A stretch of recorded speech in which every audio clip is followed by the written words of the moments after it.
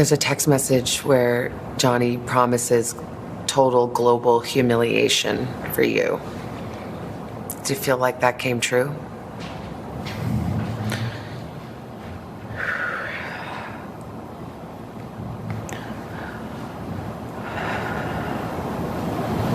I know he promised it.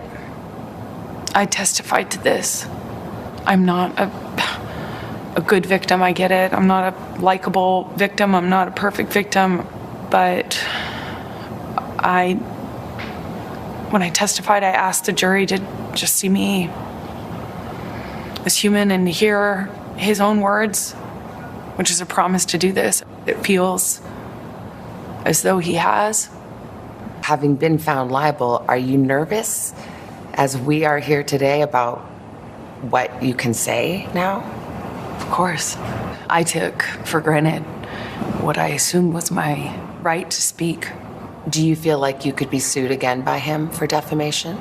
I'm scared that no matter what I do, no matter what I say or how I say it, every step that I take will present another opportunity for this sort of silencing, which is what I guess a defamation lawsuit is meant to do.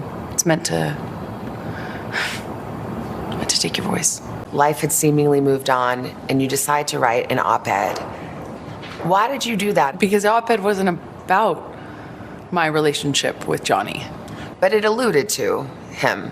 It was unmistakable. What the op-ed was about was, me loaning my voice to a bigger cultural conversation that we were having at the time. Did you worry, gosh, I'd love to be a person weighing in on these cultural issues, but that's going to stir this all up again? I obviously knew it was important for me not to make it about him or to do anything like defame him. I had lawyers, teams of lawyers, review all the drafts of this.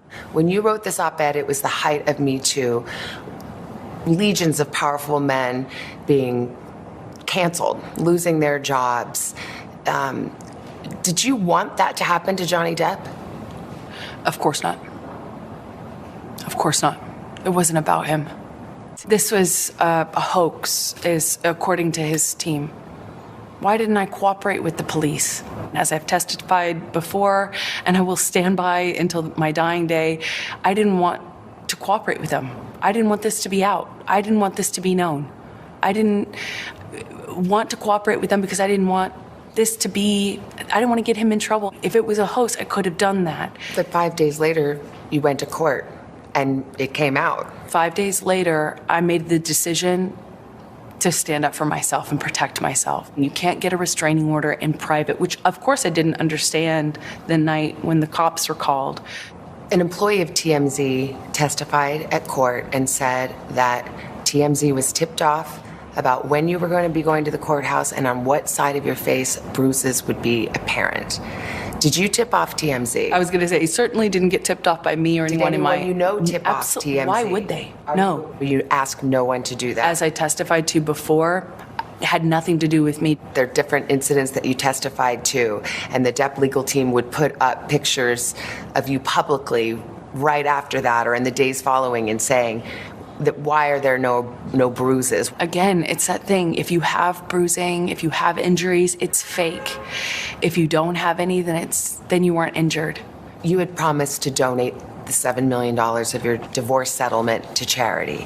It was revealed at trial that you haven't done so yet. However, they played a tape where you stayed on the air that you have donated it. Do you think that raised questions as to your credibility with the jury?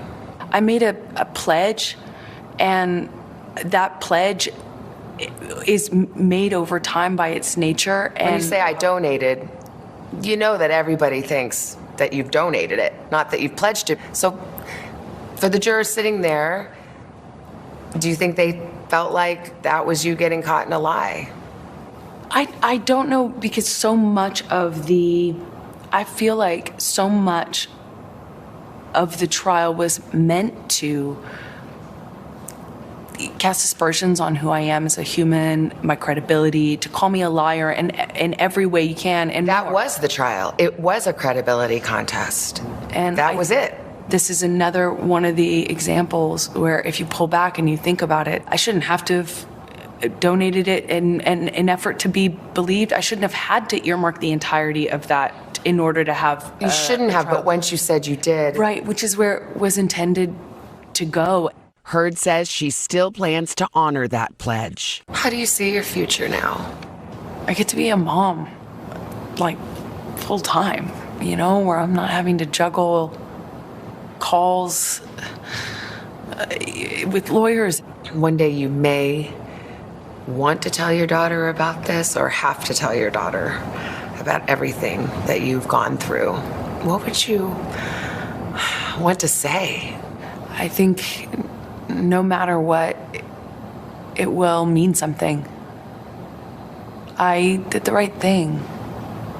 I did everything I could to stand up for myself and the truth. On the first day of the trial, you issued a statement, and part of the statement said, "I still have love for Johnny." Yes. Is that still true? Yes. After everything? Absolutely. Absolutely. I love him. I loved him with all my heart. And I tried the best I could to make a deeply broken relationship work. And I couldn't. I have no bad feelings or ill will towards him at all. I know that might